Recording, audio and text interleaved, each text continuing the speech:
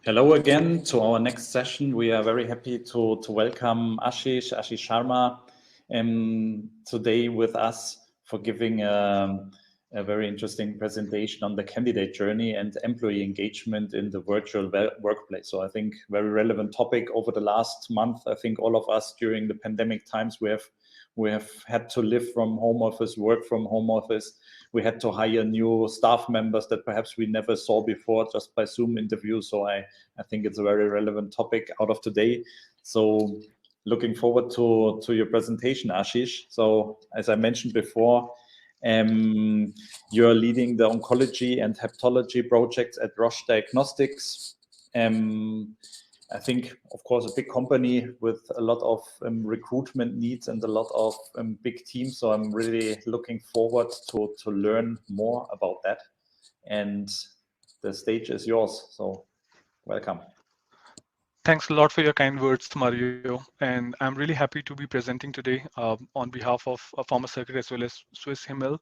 And the idea would be like the topic for my presentation would be candidate journey and also the employee engagement in virtual workplace. I have a confession to make, like I don't come from the HR profession as such.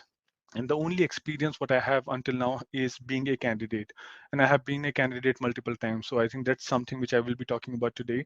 And then also in terms of the best practices, all the lesson learned, what can really help the recruitment industry as such. In terms of just starting with my own professional journey, right? Because this can also explain how many times I have been candidate and what has been my journey throughout in terms of changing different organization and also my journey in terms of my professional development all through my career as such. So I started off my career way back in 2008, and this was with a company called Selvers Group Inc. I started off career as a biomodeling scientist, working into pharmaceutical modeling, differential equation modeling for oncology and for inflammatory indication. And after a couple of years, I became the associate team lead. So that's where I really kind of got a flavor of how the candidate journey is, and also in terms of how the corporate world really engages with their different employees at different level. After Cellworks in 2012, I moved on to Switzerland to join a PhD program at the University Hospital Zurich. I did my PhD in radiation oncology and I graduated in 2016, eventually again joining University Hospital in collaboration with Basilia Pharmaceutical, which is a pharma company based out of Basel. And there I was working as a junior group leader for medical oncology workspace. And again, the University Hospital has a very good and very different way of engaging with employees because it's still more of a public organization and still had a lot of employee incentives as well. After Basilia and University Hospital Zurich, I eventually moved on to join Roche Diagnostics in the year 2019. So I have been with them for the last couple of years. And there I'm working as a clinical science leader for oncology. I'm leading the medical strategy for different oncology drugs within the space of liver and also from hepatocellular carcinoma. And the idea is to translate all the pre-leads into really clinical trials and eventually taking those leads from clinical trials to all the way to the market. Uh, Apart from the medical strategy, we also work on the market access aspect in terms of the low resource countries. How can they really employ different kind of pharmaceutical compounds which are coming from these companies? Now, if I have to talk about the stages of candidate journey, as in this was one picture which I saw in one of the web pages, and it really resonated with me. There are multiple stages for a candidate when they really go for different companies.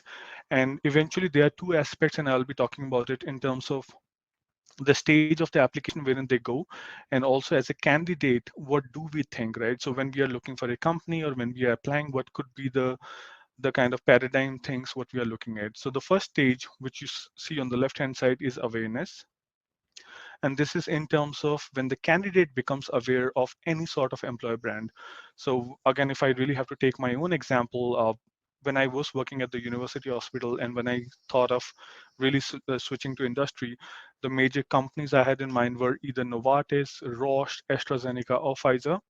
So it really depends on the brand to which you really want to work with. And eventually, what you can see here is that every candidate has a thought.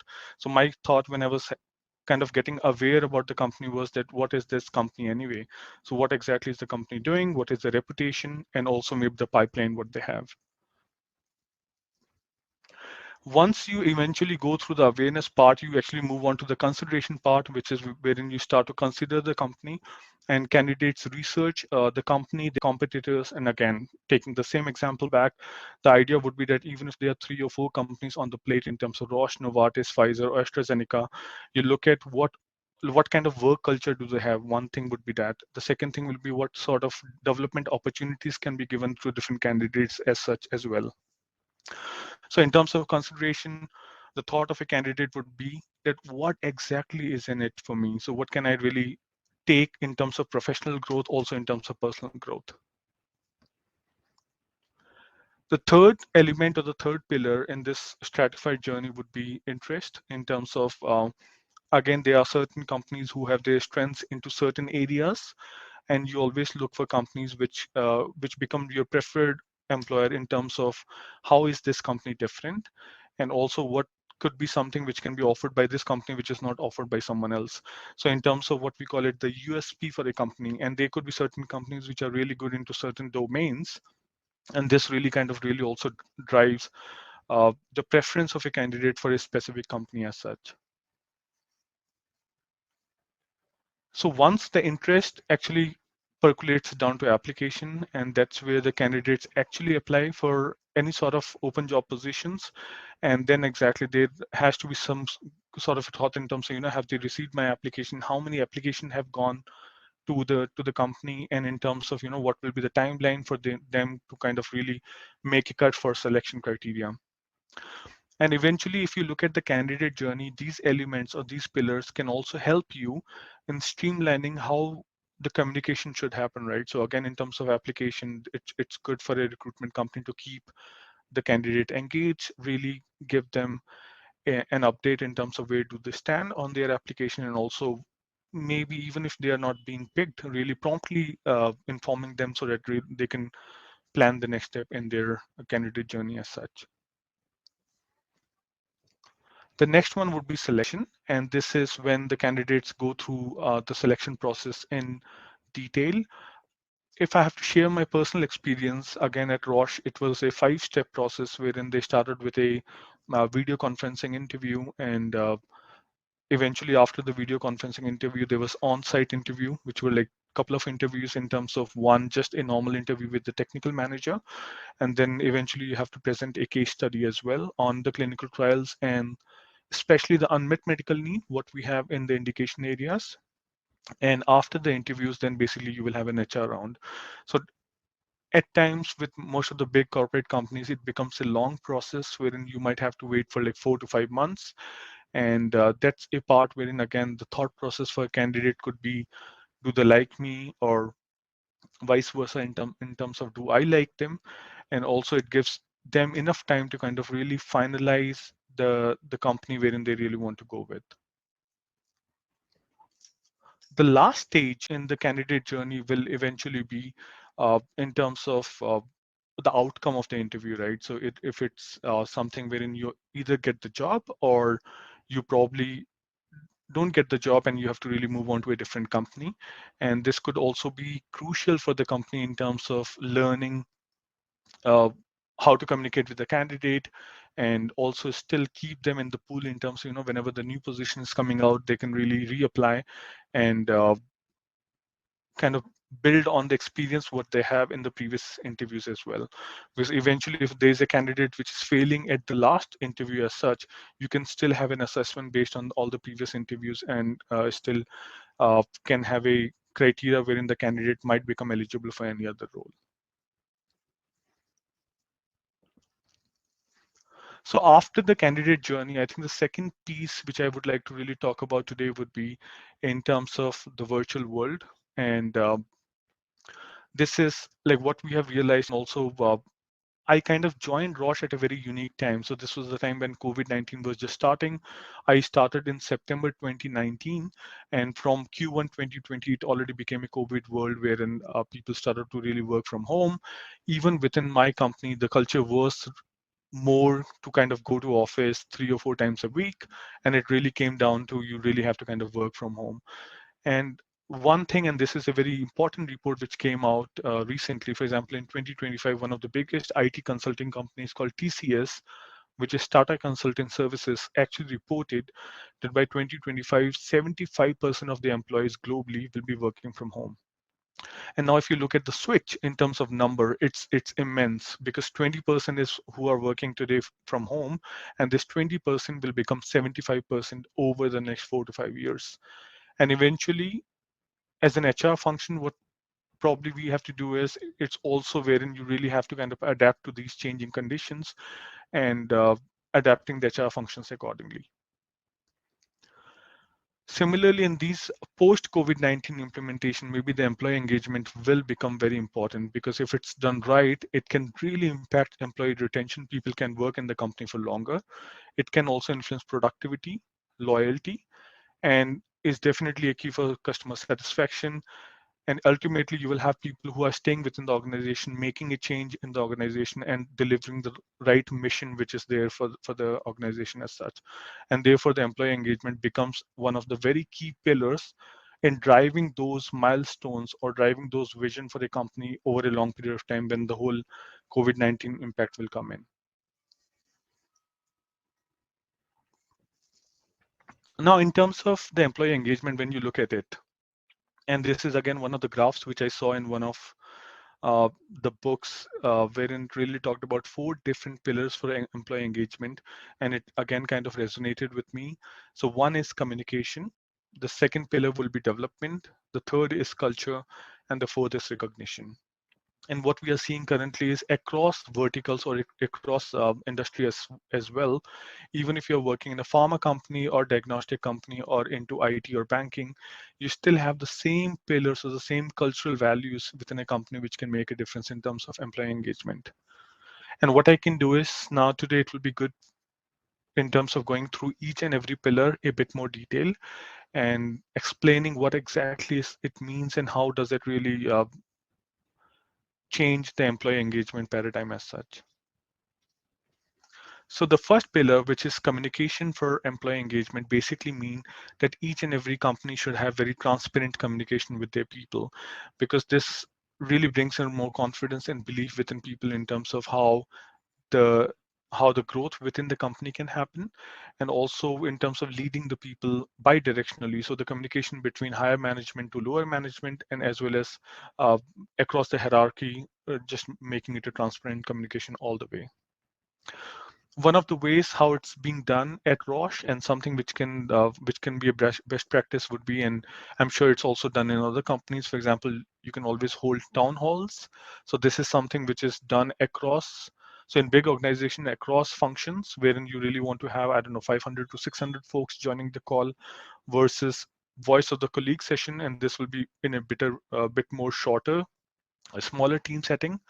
And importantly, also the leadership fireside chats, in which you can really pre-select 5 to 10 people having a chat with the top leadership, in terms of, again, gaining more transparency, gaining more clarity about the vision. And because of COVID-19, there has been so much of transformation. These kind of activities can also lead to more clarity about those transformation, how organizations are changing. The second pillar for the employee engagement would be development, and this is wherein in the pre-COVID-19 era, we have seen that most of the development programs were probably in a physical way, wherein you have to go to a classroom coaching, or even uh, do a group activity with other folks in terms of learning things together. And again, with COVID-19, this has changed, wherein the opportunities might be now offered through online programs, high visibility project, and also involving people in terms of solving the challenges which the organization is facing. And once the employees are really engaged in their own organization for solving challenges, this can also give them a sense of belongingness in a way, and they can really stay engaged with the whole organization policy as well. Another thing which most of the companies are doing, and especially we have seen this work culture in Google, wherein they really allocate a certain amount of time to each employee to do their own in-house development, or any sort of simple act, or any courses which can really do professional development on their own. And this can also make a massive difference in terms of, if you really allocate certain time frame for a professional to spend on their own professional growth, it also resonates to the overall organizational growth, and they can really contribute into that as well. The third and probably the most important pillar would be culture.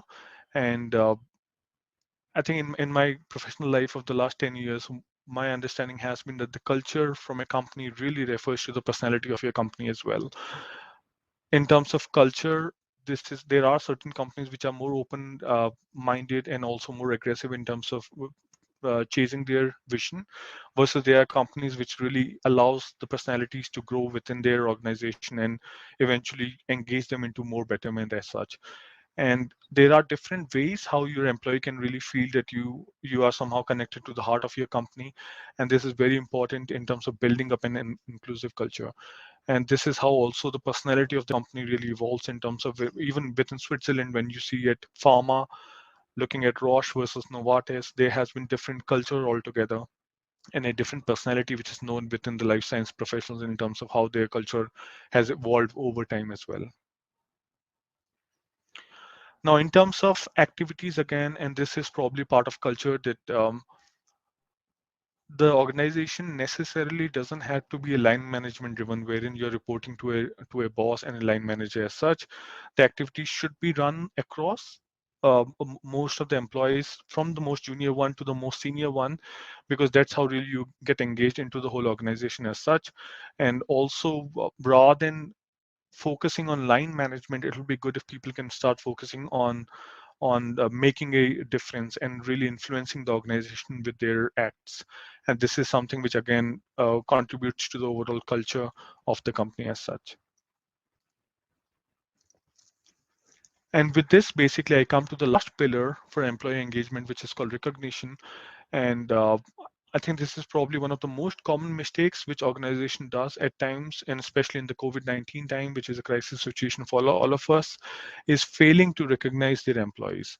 I think it's a key act when anyone is performing well, and even in COVID-19 situations wherein we kind of knew that the performance cannot be delivered to 100% in an average year, any professional or any individual or in any team which is actually sticking to their performance should be recognized within the organization as such. And I think one of the risks what we see today, so failing to recognize hard work, commitment, skills, and dedication can actually really lead to employees having low motivation, low morale, and even overall lower productivity for the company. And therefore, the companies basically eventually over time doesn't innovate as much as they should. Three things which are very key when you want to recognize your employee are that you have to make it timely. That, for example, if a team is performing very well this year, you have to kind of make that recognition within that year rather than making it very delayed. Make it very specific in terms of, again, have the objectives as smart, and again, make it very specific when it comes to recognition. And the third one will be make it visible. So again, as part of the town halls, which I spoke about earlier, or as part of the voice of colleagues, you can always make it visible that every employee feels valuable and also feels special when it comes to delivering to the overall milestone for the organization. I think with this, I will end my presentation, but also like I'm happy to take any questions if they are during the roundtable. And again, thanks a lot for the organizers for giving me an invite for this conference, and I'm looking forward to the speeches which are coming after me. Thank you. Thank you so much, Ashish, for the nice presentation. So it's appreciated. Quite interesting insight also from your candidate perspective. We had some question from the viewers. One was, how do we give a proper feedback after job interview? So I think all of us, we have been in these strange situations where we were applying for a new job and didn't receive a good feedback. So from a candidate perspective, how do you think a company can do this well so that you feel well accomplished with the company? Yeah, no, I think that's an excellent question, right? And as I said, I have been within the professional market for the last 10 years, and there have been a lot of different interviews which happened with me when I came to Switzerland. And my experience again has to be really with the culture of the company. So there are a lot of companies which really stick with default emails. So even if people are, for example, qualifying for the next round or not qualifying, they will have a preset template, and this is being sent out. And this is something which can be changed, right? Because it's always good to have a personalization to the message what you're sending out.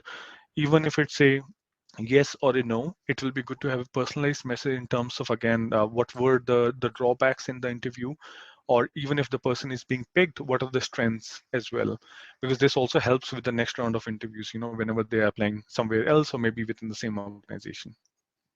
Yeah, thanks. Good insights. Another short question.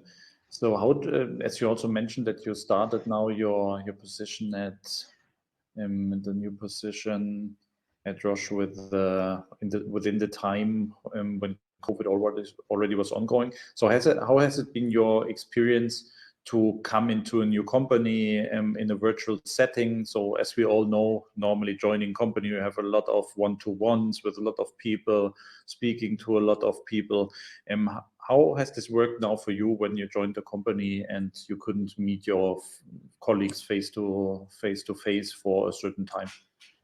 Yeah, I think again it was a unique situation with me because I started in September 2019, and I still got like 6 months in the beginning to stay engaged with my land manager. So that would have been really tough if I would have directly joined in a COVID-19 situation, because then you don't even know your line manager, you don't know your team. So that would have been difficult. But even in my case, like I got a good orientation in the beginning. But eventually, the idea was again to kind of have more interaction through virtual engagement. And there, to be honest, like in the beginning, I did not know much about even how to communicate through Hangout, because people were not very open in terms of also keeping their videos on or just using the virtual platforms for communication. And eventually, I think now the organizations are also transforming, right? That's how what we see right now, that even the training modules are more virtual. And this is something which, again, the organizations are changing. So I really hope that even in the coming times, when the COVID-19 goes away and we have normal scenario as such, people can still have the flexibility of working wherever they want to work. And especially with the global organization wherein you are working with teams across the globe, it's always good to kind of have this advantage virtually, because then you can engage across multiple geographies, across different multiple people and technologies as well. Yeah. Thanks. Very, very interesting insights, Ashish. So we appreciate very much your participation in our conference. I think you will also participate in our roundtable later. So we'll be looking forward to see you there.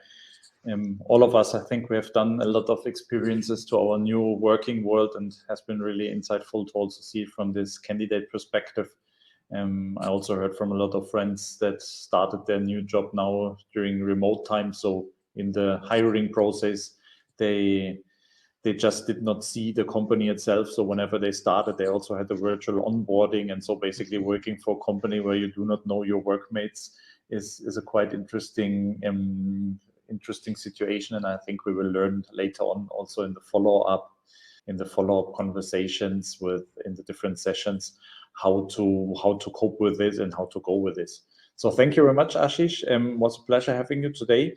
See you later in our roundtable discussion. And we will be going now to a networking session. So I think that's also why we are here. And also, I think all of us that we used to travel quite a lot, seeing a lot of people in job interviews and business development discussions. We are all a little bit short of networking lately, so we invite you to join the networking session, which you can find on the left of the screen just after the session. And there we can see each other, talk each other, and then we will be back for Shrestha's presentation. I think it's at 3:30. So looking forward to that, and see you later on, Ashish. Thank you very much. See you. Thank you. Goodbye.